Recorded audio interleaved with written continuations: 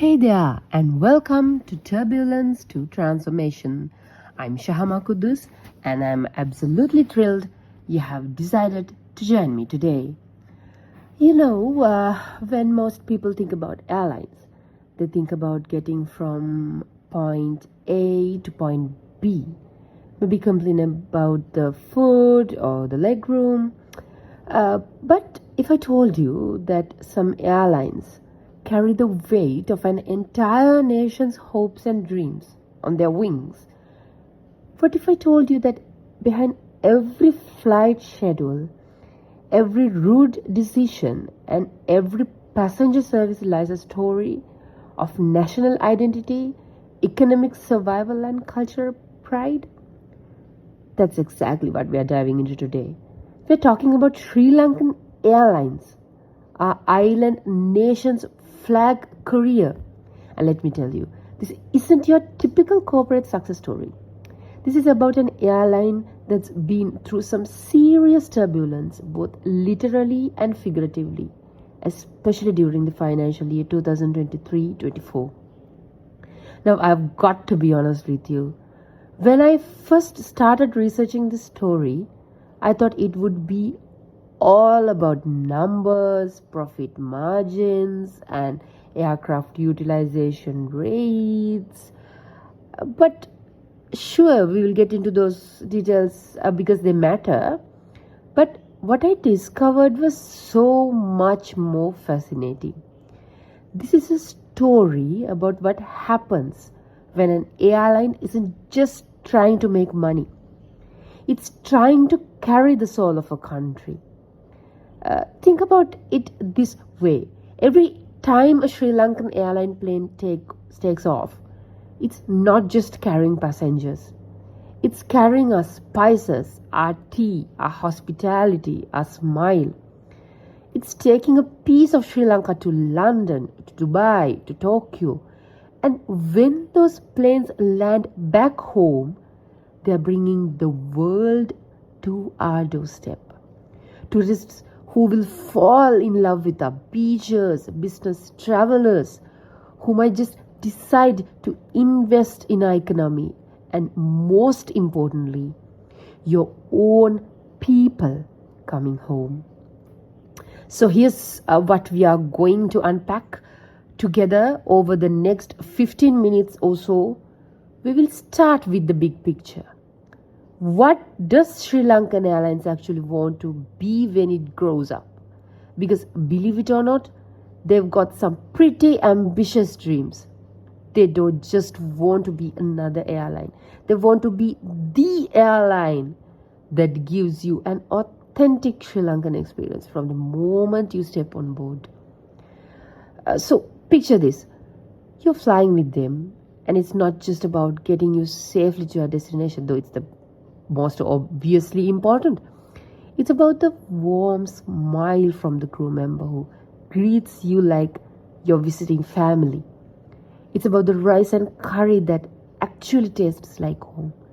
It's about the feeling like you have experienced a little bit of Sri Lankan warmth and hospitality, even at 30,000 feet above.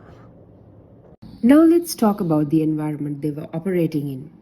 If you thought running an airline was tough before 2023, imagine trying to do it while your entire country is going through its worst financial crisis in decades. Globally, aviation was still recovering. IATA reported that passenger traffic had bounced back to 94% of pre-pandemic levels, which sounds great, right? But here's the catch. While people were desperate to travel again, airlines couldn't get the aircraft, spare parts, or even crew to meet that demand. Jet fuel prices were all over the place. Inflation was eating into everyone's margins. And then you had geopolitical chaos from Ukraine to Gaza, adding even more turbulence to an already bumpy ride. But Sri Lanka was dealing with all of that, plus its own unique set of challenges. The rupee was slowly stabilizing, tourism was picking up, but international confidence was still shaky. Leases, the companies that lease aircraft to airlines were being extremely cautious about working with Sri Lankan Airlines. Can you blame them? And here's a statistic that will blow your mind. The airline had to cancel over 1,000 scheduled flights due to grounded aircraft. 1,000 flights? That translate to a loss over 60 million US dollars. Imagine having to tell passengers day after day, sorry, your flight is cancelled because we literally don't have enough working planes. Alright, let's dive into the financial roller coaster that was 2023-24. And trust me, this is where the story gets really dramatic. Group revenue 339.6 billion rupees. Operating profit 39.7 billion rupees. But here's the kicker.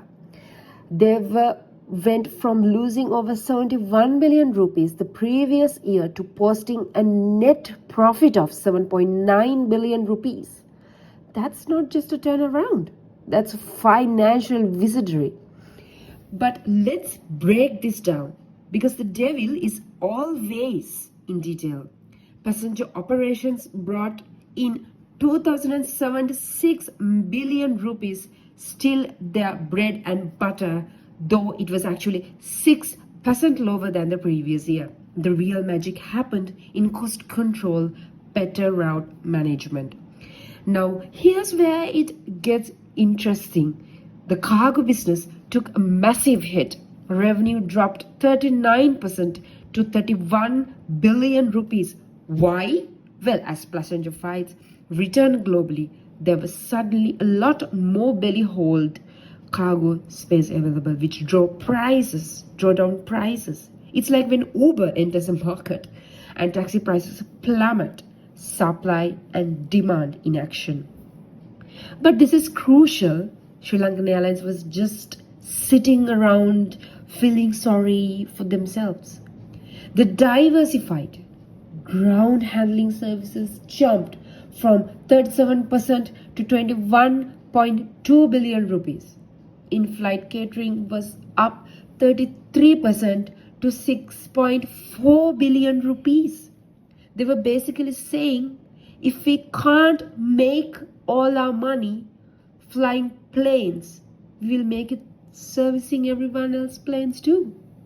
But here's the uncomfortable truth hiding behind these impressive numbers. The government had to inject 102.5 billion rupees to settle fuel debts, plus another 5 billion for cash flow. Without that support, this success story might have been a very different kind of story. Picture this. It's 2020. Aircraft sit silent on tarmacs like sleeping giants. Terminal gates echo with emptiness. The aviation industry is hemorrhaging billions. And in the eye of this perfect storm, two men are making decisions that will either save the airline or destroy it completely. Meet Richard Nuttall and Asoka Pattiranage, CEO and chairman of an airline that most industry experts had written off. While their competitors were slashing everything, routes, staffs, services, dreams, these two were doing something that seemed absolutely insane. They were investing in carpets made of ocean plastic. But here's what the experts missed. While everyone else was playing defense, Nuttall and Pattiranage were playing chess, 3 moves ahead. The first pillar of their strategy is absolute customer experience, but not the kind of superficial upgrades most airlines call customer experience. We were talking about reimagining the entire journey, because here's what they understood and that others didn't. When the world reopens, people won't just want to fly again. They'll crave for experiences that feel meaningful, authentic, and transformative. Pillar 2, Technology modernization. The pandemic had just proven that airlines running on systems from 1990s were about as relevant as fax machines. But while competitors were cutting their IT budgets, Arduo, Arduo was doubling down. They saw the digital divide not as. And then pillar 3, the one that made board members shift uncomfortably in their seats: environmental sustainability.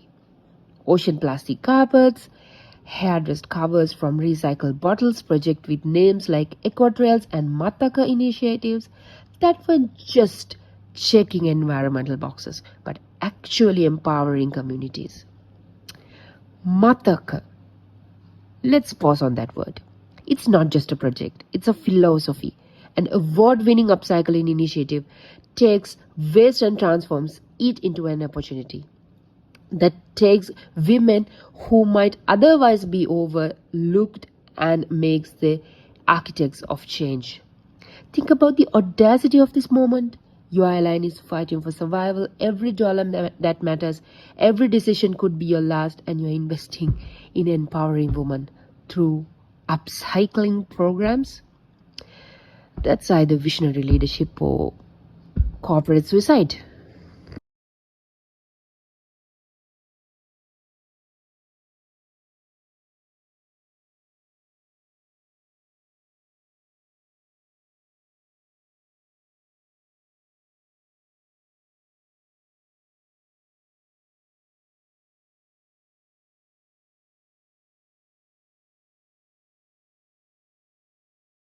The market gave its verdict.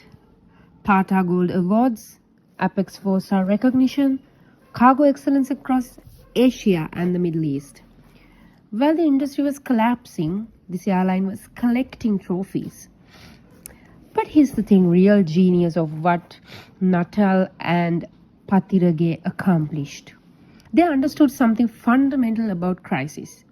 It doesn't just test who you are, it reveals who you're capable of becoming. When everyone else saw an industry in free fall, they saw an industry being reborn. When others saw impossible challenges, they saw unprecedented opportunities. When the world was grounding aircraft, they were elevating their vision. The ocean plastic carpets weren't just about sustainability, they were about storytelling. Every passenger who stepped aboard was walking on proof that this airline thought differently. That recycle hardest cover, it wasn't just environmentally conscious. It was a conversation starter, a brand differentiator, a statement of values. Today, as the aviation industry rebuilds, the airline stands as a proof of a simple but powerful truth. In crisis, you don't just survive by cutting costs, you survive by choosing to become something better than you were before. The question isn't whether Richard Nuttall or Asoka Patranage made the right decision during the pandemic. The question is what kind of impossible thing you are willing to believe in when everyone else has given up hope. Because sometimes the most successful strategy isn't the safest one. Sometimes it's the one that makes people think you're crazy until they realize you're brilliant. Every great comeback story has a moment, a crossroads, a point where a hero stands between triumph and catastrophe, where the next decision determines every single thing. For SriLankan Airlines, that moment is now. Picture Richard Nuttall standing at the observation deck of Bandaranaike International Airport. Below him, 21 aircraft sit ready on tarmac. Just 21. 6 fewer than before the world changed. Each one precise. Each one representing dozens of routes possibilities that will never happen. Each one a reminder of what was lost and what's at stake. And here's what makes this moment so fascinating. While Natal is looking at those 21 aircrafts, he's also seeing something else entirely. He's seeing opportunity on a scale that might just be unprecedented. Tourism isn't just recovering in Sri Lanka, it's exploding. We are talking about a destination that's gone from crisis to must see practically overnight. The rupee, which was in fall just months ago, is finding its footing. And from India, from farther east, the demand is so strong, it's almost overwhelming. Travel agents in Mumbai are getting calls daily. When can we get to Colombo? Two operators are in Bangkok are scrambling to add Sri Lankan packages. The island that many wrote of during the economic crisis is suddenly the hottest destination in South Asia. But here's the cruel irony. Just when demand is at its highest, Sri Lankan Airlines is operating with the smallest fleet in its modern history. It's like being invited to the biggest party of the year and only having one outfit to wear. Every Monday morning, the route planning teams gather around the conference table. That's become the most important real estate in Sri Lankan aviation. On the wall, a massive road map shows the world of possibilities. Red line represent current routes, blue dots show destinations they could serve, gray areas the routes they desperately want to operate, but simply can't. And then there are the leases, the aircraft leases companies that control the key to expansion. They sit in offices in Dublin, Singapore, and Dubai, and they remember everything. They remember the grounded aircraft, the delayed payments, the uncertainty. Sri Lankan Airlines, they say, scrolling through risk assessments. Let's talk about guarantees. Let's talk about the deposits. Let's talk about terms that reflect the reality of what happened.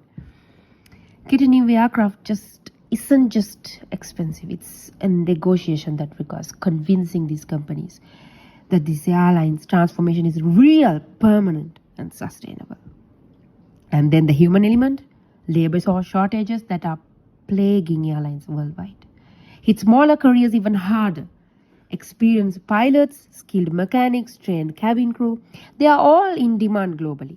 Retaining talent requires competitive packages and stretch budgets already constrained by fleet limitation. Each potential buyer brings different priorities, different routes, different strategies, different visions for what Sri Lankan Airlines could become. The sustainable initiatives what Natal and Pathiraja pioneered, the customer experience focus, the technology investments, all of it could change overnight. So here's the fascinating paradox facing Sri Lankan Airlines right now. They're simultaneously experiencing their strongest demand in years and their greatest uncertainty about the future. The fleet constraints that seem like limitations, they're forcing operational efficiency that many larger airlines can't afford. The route decisions that seem impossible, they're creating lean, profitable network that any buyer would admire. The sustainable initiatives aren't just good PR, they are positioning the airline for a future where environmental responsibility isn't optional. The technology investments aren't just keeping up, they are creating competitive advantages. So where does Sri Lankan Airlines go from here? The answer might surprise you. They go exactly where they have been going forward, not despite the constraints and uncertainties, but because of them. Crisis taught them to be resourceful. Recovery taught them to be strategic. And now, success is teaching them to be invaluable.